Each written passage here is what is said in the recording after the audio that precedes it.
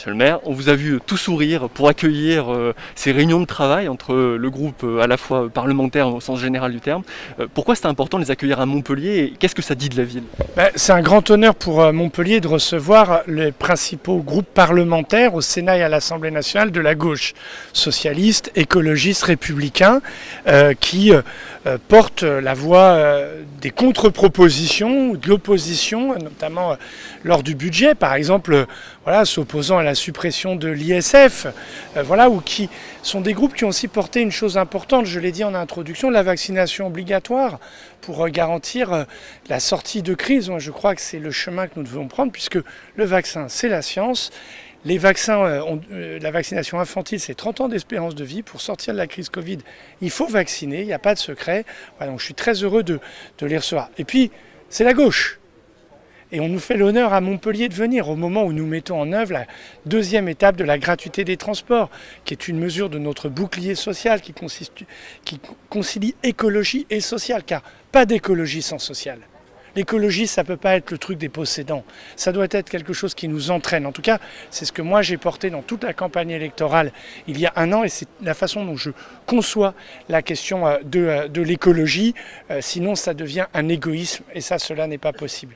Et donc, c'est un grand honneur parce que ça permet que les politiques que nous menons à Montpellier fassent écho à ce qui se passe à l'Assemblée nationale. Et donc, ceux qui proposent des amendements aux lois qui sont débattues au Parlement, eh bien, peuvent aussi prendre appui sur l'expérience de Montpellier. Et puis, j'en suis très fier parce que moi, qui suis un maire qui suis très engagé sur les questions de la laïcité, c'est un sujet que j'aborderai avec les parlementaires dans une réunion de travail, parce que je crois que cette question-là, la gauche doit s'en emparer pleinement. C'est un principe, y compris, je veux qu'on le fasse à la mémoire de Samuel Paty, qui a été tué parce qu'il enseignait la raison. Et donc on aura ce temps de travail.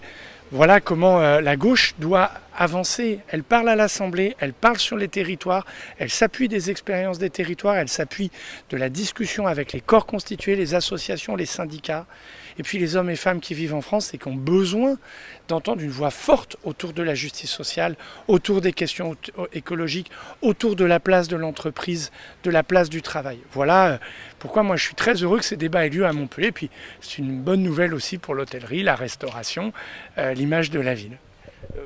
Quel est l'objectif pour 2022 dans l'Hérault? Ce fut un département rose, quasiment totalement rose. Est-ce que vous pouvez, vous, espérer que ce soit à nouveau le cas en 2022? Moi, je ne fais pas de pronostics électoraux maintenant. Ce que je sais, c'est que l'Hérault a besoin d'une voix, de voix forte, qui concilie écologie, justice sociale. Et donc, plus il y aura des parlementaires de gauche, mieux ce sera. Et c'est le sens de mon engagement. Et des parlementaires aussi engagés pour le territoire qui, par exemple, nous soutiennent dans la mise en œuvre de la gratuité des transports, sur le financement des réseaux de transport. C'est un sujet important qui relaie ce que moi je peux défendre et partage sur les questions de la laïcité. Voilà, on a besoin de ces voix-là. Et puis en fait, j'espère qu'en 2022, les élections présidentielles, donneront président de gauche, et j'espère que ce sera la gauche qui fera que la première femme entrant à l'Élysée soit issue de la gauche. Il est temps de casser ce plafond de verre et moi je soutiens la candidature d'Anne Hidalgo qui devrait prendre la parole dans quelques temps, qui nous fait l'honneur d'ailleurs de venir à Montpellier pour un temps d'écoute et de travail, et merci de prendre ce temps. Et ensuite il y aura une majorité parlementaire et moi plus la gauche est forte à l'Assemblée, plus elle est là pour mettre en œuvre politique publique, mieux je me porte.